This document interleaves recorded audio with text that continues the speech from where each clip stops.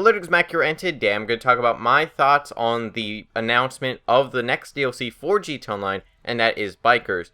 And in this video, I want to sort of do a first impressions of the news that we got and what my thoughts are, and if I'm excited for this DLC.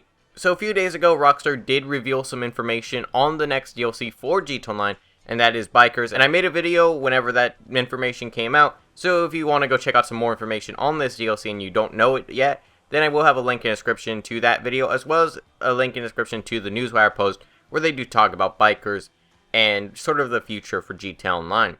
And so first off, I want to talk about my sort of first impressions of this DLC and what I'm expecting for it. And I gotta say, or at least right now, I'm not super excited for this DLC. Like, of course it's a GTA Online DLC, and I'm optimistic about all the GTA Online DLCs, and I'm sure there will be something in this DLC that I do enjoy, but I'm just not interested in the DLC itself. There's a few reasons for that. One is, I've never been a biker in GTA Online, I don't care about bikers in GTA Online, and I never really understood the entire movement of bikers in GTA Online. I just never understood it, and I don't care about being a biker in GTA Online. That's sort of what I'm getting at. Really, I was not expecting this DLC, which is kind of a good thing because, you know, it's something out of the box, and it's something that's kind of different, because we've seen in DLCs in the past, maybe not so much Cunning Stunts, but we've seen some DLCs in the past where they kind of, I guess you could say that they reuse certain things, like Lowriders. You know, they had the first Lowriders DLC, it was, you know, very cool, and a lot of people loved it, but then they just dragged it out, and, you know, they put multiple DLCs. They had, you know, the two sort of sports cars that, you know, upgrade to supercars. You have the Sultan and the Banshee. Then you also have custom classics, and really, I feel like they dragged that out too long. Same with Executives Under Criminals and Finance and Felony. Finance and Felony is pretty much a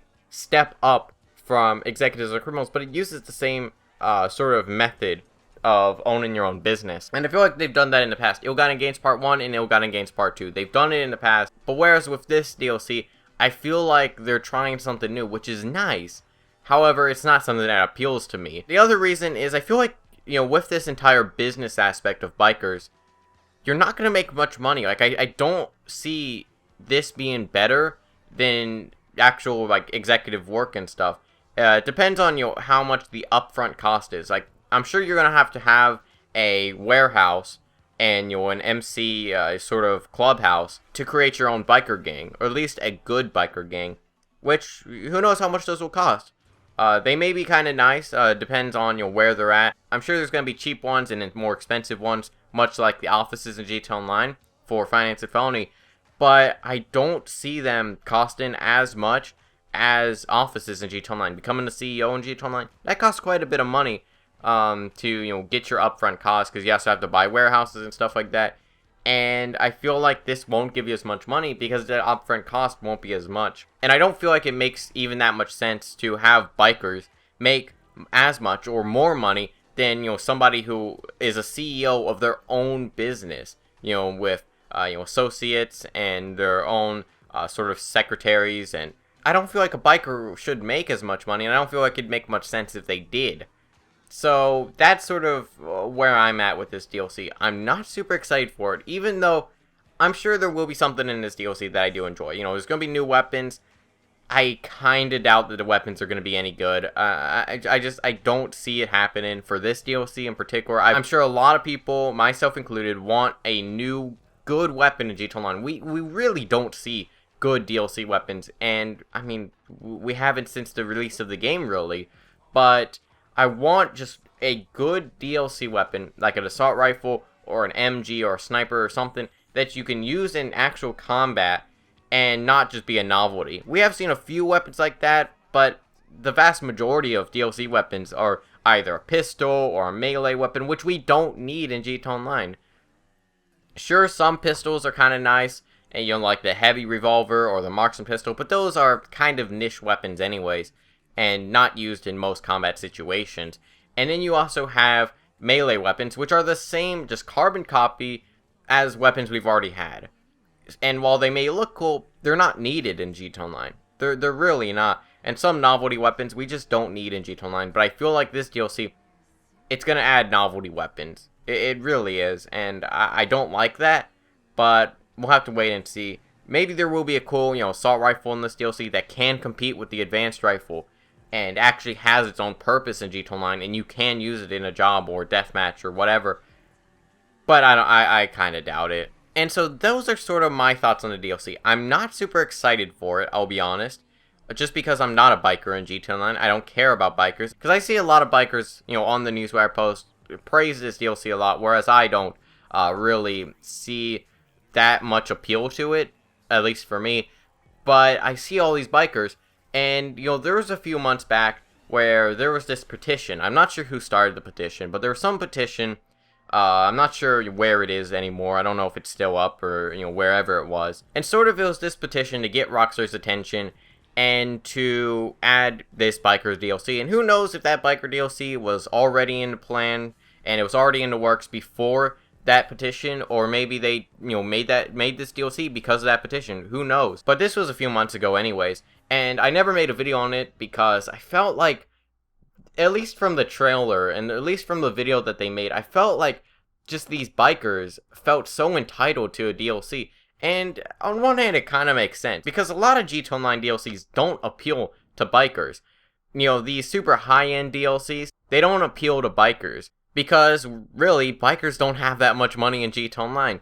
And I feel like, sure, some bikers, they probably do heists, they probably do jobs and stuff like that to make money.